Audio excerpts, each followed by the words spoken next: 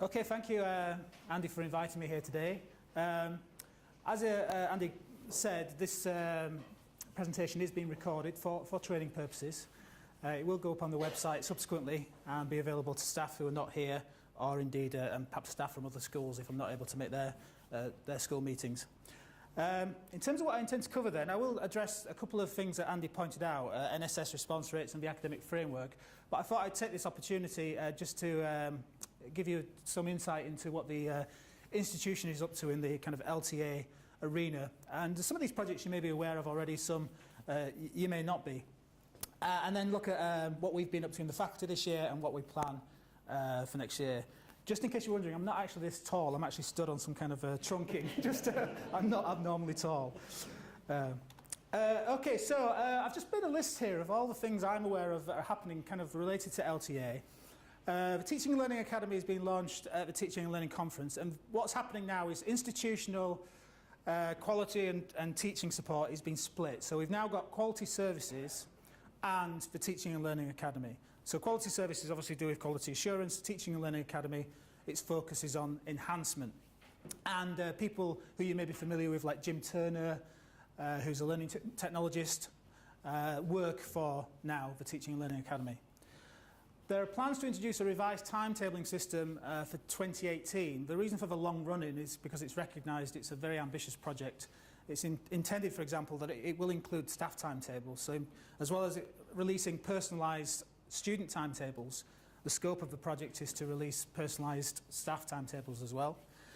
A new customer relationship management system is being used for student recruitment this year, which I mention because it's just being used for student recruitment next year, but its scope is endless, really. It could be used for a variety of different uses. It could be used in future, for example, to facilitate students booking onto academic skills support sessions offered by the university, and however we want to use it. An exciting potential development is Office 365, which is a cloud drive type system. It might be in place for September. It's going to be of particular interest to you if you're involved in a lot of field work or you do a lot of off-campus work, because in principle you'll get exactly the same level of service in terms of applications, access to storage that you get on site as you will do off-site. That's the intention. I think it also facilitates collaborative working as well, so it might be useful in teaching as well. It's called Office 365, which makes me wonder if it will work on February the 29th next year, whether it's or whether you need to buy Office 366, I don't know. There's a reading list software pilot which is ongoing, which I've got no involvement in at all, but apparently academics have. Is anybody involved in the reading list software pilot? No. Okay, some academics somewhere are involved in this, but it's a means by which academics can indicate automatically which text they would like the university to purchase by allocating them an essential tag. But as I say, the pilot is currently ongoing. There are plans to make each student's attendance data available on Blackboard, so they have a real-time understanding of what their percentage attendance is based on the electronic monitoring system we have. 3 module appraisal tools were tested this year. We used an online system that you'll be familiar with because the module reports have been produced now. Graham Sherwood sent round a survey, and if you did like the module appraisal reports, I would urge you to complete that survey in a positive manner, because it will be used as evidence to support our claim that that system should be adopted institutionally. There are 2 other competing systems. There will be a new transcript for the electronic notification of results this year. It includes component marks, which is something we did last year. If you remember, the faculty registrar Graham sent out letters which informed students of their exact precise performance in individual components. And according to him, that went reasonably well. I was a little bit concerned about the ambiguity of some of the descriptions of courseworks, but he said there were no issues. So I think we're well prepared for that. Obviously, the academic calendar's changed. Next year, as Andy mentioned, we start later and we have 2 12-week semesters. Directed study weeks are optional for us next year, but the year after, we will be expected to have 2 directed study weeks each year, 1 in each semester. The notion is that during those times, it's an opportunity to catch up with students, have personal reviews, etc. We've raised the issue of whether we can have residential fieldwork, for example, during directed study weeks, and we've received a conditional yes. I think as long as those progress reviews occur, then there's no problem having residential fieldwork during directed study weeks. That's not a problem. And I'm aware also of a review of the Student Charter, which, if you're not aware of, is one of the issues, really. It's not a particularly well-known document, and I think it merits analysis. But OK, so as promised, National Student Survey response rates. I could only find programme-level data for the 1 week before the closure of the NSS, so apologies, this is not the final percentages, but they're pretty close to them. Perhaps you might expect responses are 3 or 4% higher than those shown here when the survey closed. So I don't think, as I say, there's nothing here I don't think that will keep us awake at night. I suppose the surprise is the relatively low response in psychology, which I'm sure colleagues are aware of. But that's not necessarily a bad thing. I think surveys show that if you do try and push the NSS to get high response rates, sometimes you can get negative satisfaction as a result. So obviously we'll find out in August, or end of July actually, how students have responded exactly in the survey. The publication threshold for external publication is more than 50% response. So the criminology and psychology programme, which is obviously not owned by the faculty, it's owned elsewhere, doesn't meet that. But my understanding is, but because it will have more than 10 respondents, data will be available internally. It just won't be published externally. So, yeah, until we get the actual satisfaction rates, it's very difficult to comment further on this data. But as I say, nothing there of great concern, I'd say. So, the academic framework for 2016-17. The Academic Board have now approved the main changes, and hopefully these won't come as a surprise to you because the consultation was quite widespread. Semesterisation is part of a new scheme. Explicit exemptions, they're not finalised yet, but it looks like in first year and foundation year skills modules could be year long. Final year project work as well, that can be year long as well.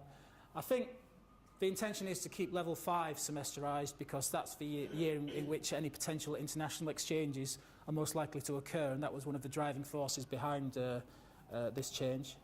Credit sizes will be multiples of 10. That brings us into line with the rest of the UK HE sector. As you may know already, we are an outlier because we have credit multiples of 12, and that puts us in a risky position if there's any subsequent changes in, for example, government policy. Progression will require a minimum of 100 credits. Currently it requires 96, so not much change there. The volume of assessment, currently you'll remember that there's a recommendation that you don't exceed 3 assessments for a 24 credit module. That kind of like very reductive type approach is being dropped, and instead an assessment tariff is being developed which will take into account the size of assessments and will give guidance as to what the total volume of assessment that should be set. So, for example, giving guidance on essay word lengths, for example, which is something we've not done before, but when you review sector practice, it is quite common. Again, however, it will be guidance just to ensure that there is some kind of attempt at consistency across the university.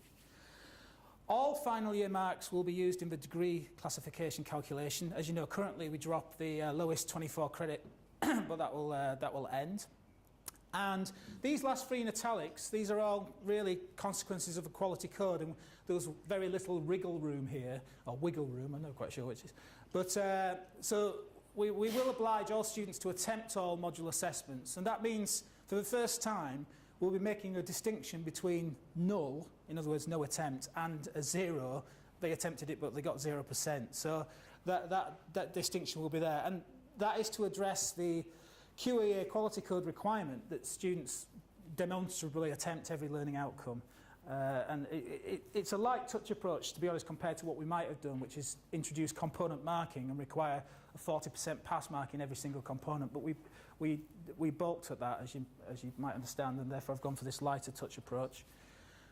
Ordinary degrees that will no longer be available as alternative exit awards. There's been lots of discussion about this, but it's very difficult to fit them in within the new quality code.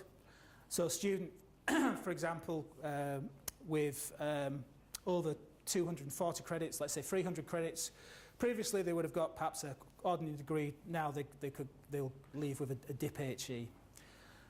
Compensation is not permitted either. Again, it's to do with requirements that students attempt or pass every learning outcome, so we can't compensate, so that's gone as well.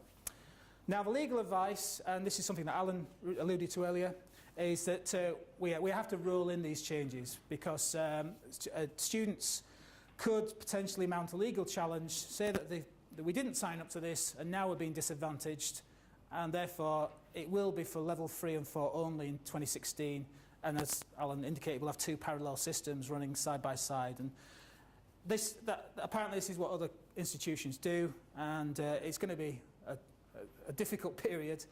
But again, the implementation group is developing strategies to mitigate the workload.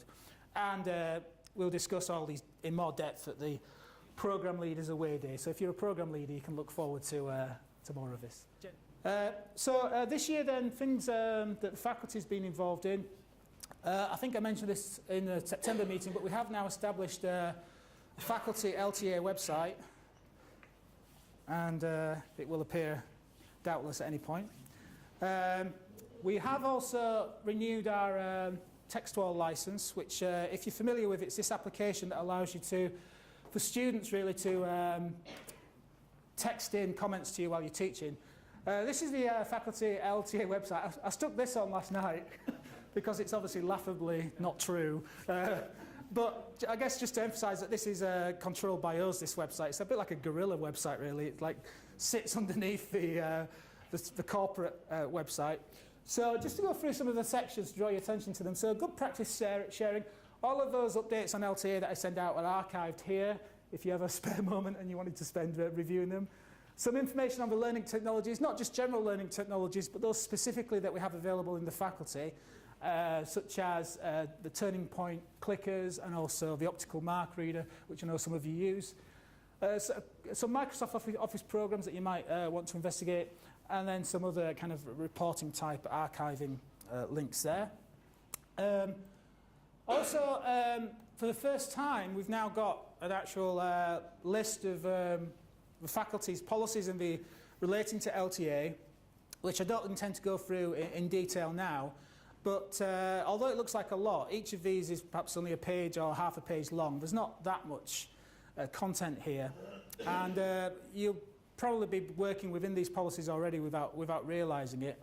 Just one which I'm going to draw your attention to because it has been flagged up recently as an area of concern, and that is the staff availability advertising. So the policy is here, and it was agreed at FMT back in September. And you'll remember that we are obliged now to advertise 4 hours of availability each week. And there's no requirement to have a signing in poster on your door, which was the original intention and which is the Model Sports Science use. Instead, you could just have a read-only availability calendar showing your available time slots, or indeed a URL to an online booking website. And the poster also gives you an opportunity to indicate your preferred means of arranging appointments, reflecting the fact that this varies considerably across the faculty. So the policy's there. Please, if you're not sure, if you have any questions about it, please review it. Thank you. The university-wide LTA policies, I really shouldn't need to put this website up, but a new member of staff started in my school earlier in the year, and I wanted to send them a single link to all the LTA policies, and there wasn't one. So I created this, and hopefully I won't need to maintain this because the university's new website will eventually have information of this type readily available. Pedagogic research has been set up this year, and I know colleagues in this room contribute to that, and we have good meetings, particularly our journal club where we discuss a paper of interest. This year's theme has been transition. Reports and action plans, again, is just an archiving type site. We had our first LTA development day back in December, and the feedback on that day is contained there, for example. And then staff meetings. So this video now will appear on that link, so it will be accessible to staff who weren't able to be here. And then finally, just some resources in relating to LTA that you may or may not find useful. So that's been developing gradually over the last year. Eventually, it will have to transfer to the corporate site, I guess, but at the moment it stays there. So I mentioned text wall and visualizer actually. See if we can do it.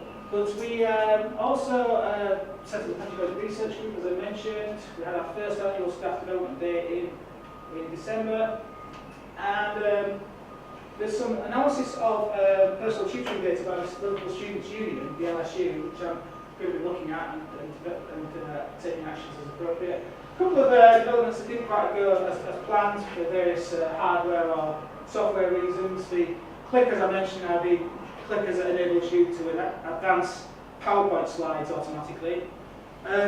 This is the My Wallmate app that was developed within the faculty. Well, actually, it was developed by the Faculty of Technology on our behalf, but it integrates with the text wall application, which we have a license for.